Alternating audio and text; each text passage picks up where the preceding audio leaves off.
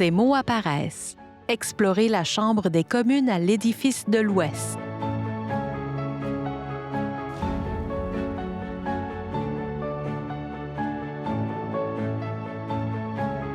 L'édifice de l'Ouest, un ouvrage de style gothique de la grande époque victorienne avec des murs en grès, des fenêtres en forme d'arc en tiers-point et des tours imposantes, se dresse sur la colline du Parlement à Ottawa. Bienvenue à l'édifice de l'Ouest. Cet édifice historique abrite temporairement la Chambre des communes du Canada, parce que l'édifice principal du Parlement, appelé l'édifice du Centre, est en rénovation. À l'intérieur, la salle de la Chambre des communes contient des centaines de pupitres disposés de manière symétrique sur 6 rangées de part et d'autre de la chambre.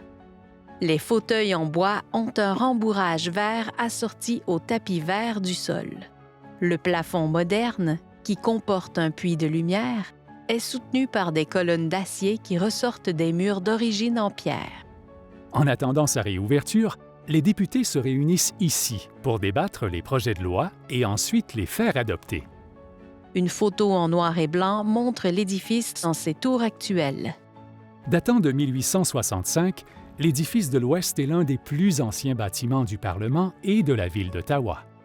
Il est construit dans le style architectural néo-gothique, très en vogue à l'époque.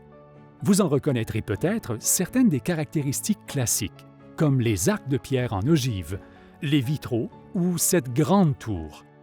Le Canada n'était pas encore un pays lorsque l'édifice de l'Ouest a ouvert ses portes pour la première fois, et il était si petit que la majorité de ses fonctionnaires y avaient leur bureau.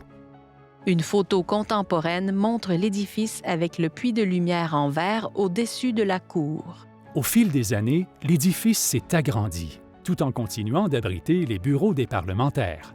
Dans la cour extérieure transformée de l'édifice, les panneaux modernes de la verrière se détachent de la façade en pierre. Un mur recouvert de lambris de bois, dans un couloir menant à la chambre, arbore les emblèmes de chaque province et territoire. Quand récemment on a décidé d'y installer temporairement la Chambre des communes, on a combiné le style historique de l'édifice avec des ajouts modernes. Des colonnes d'acier viennent soutenir les panneaux de verre triangulaire du puits de lumière. La cour extérieure, au centre, a été transformée pour pouvoir accueillir la chambre. Un plafond de verre a été construit au-dessus, laissant passer la lumière naturelle. Ce plafond repose sur 20 colonnes d'acier, conçues pour ressembler à des arbres géants. En dessous, on peut voir des symboles de paysage et de passe-temps bien canadiens. Une porte en bois est ornée de vitraux colorés et un mur perforé est décoré d'entrelacs modernes en bois. Les portes à vitraux qui mènent à l'antichambre représentent des aurores boréales. Les entrelacs de bois évoquent la forme de raquettes, de bâtons de hockey et de canoës. Les pupitres en bois de la chambre sont ornés de gravures travaillées représentant notamment un castor entouré de feuilles d'érable. À l'intérieur de la chambre, on peut voir les bureaux de scène originaux qui se trouvaient dans l'édifice du centre, formant ainsi un lien entre le passé et le présent.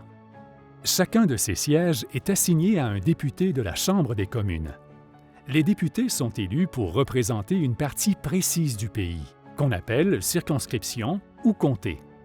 Le fauteuil du président, un grand fauteuil en bois posé sur une estrade à l'avant de la salle, arbore un blason sculpté au sommet de son haut dossier. Des sculptures florales détaillées ornent les pieds et les accoudoirs. Le président s'assoit dans le grand fauteuil qui se trouve à l'avant de la Chambre. Il supervise les débats et veille au respect des règles et traditions de la Chambre. Le fauteuil du président rappelle, lui aussi, une page de l'histoire du Parlement. En effet, il a été fabriqué en 1916, après l'incendie qui a détruit le premier édifice du centre. 12 rangées étagées de pupitres et de fauteuils font face au centre de la salle. Le gouvernement, c'est-à-dire le parti au pouvoir, siège à la droite du président. Le chef du parti, soit le premier ministre, occupe le 11e siège. Quant au parti de l'opposition, il siège en face, soit à la gauche du président. Leur rôle est de remettre en question le gouvernement et de l'obliger à rendre des comptes. Une tribune de chaises d'auditorium grise fait le tour de la salle depuis le haut. Les visiteurs peuvent observer les travaux des parlementaires depuis les tribunes du public. Les portraits des premiers ministres canadiens sont accrochés sur les murs d'une antichambre. À l'extérieur de la Chambre, on peut voir les portraits des anciens premiers ministres du Canada.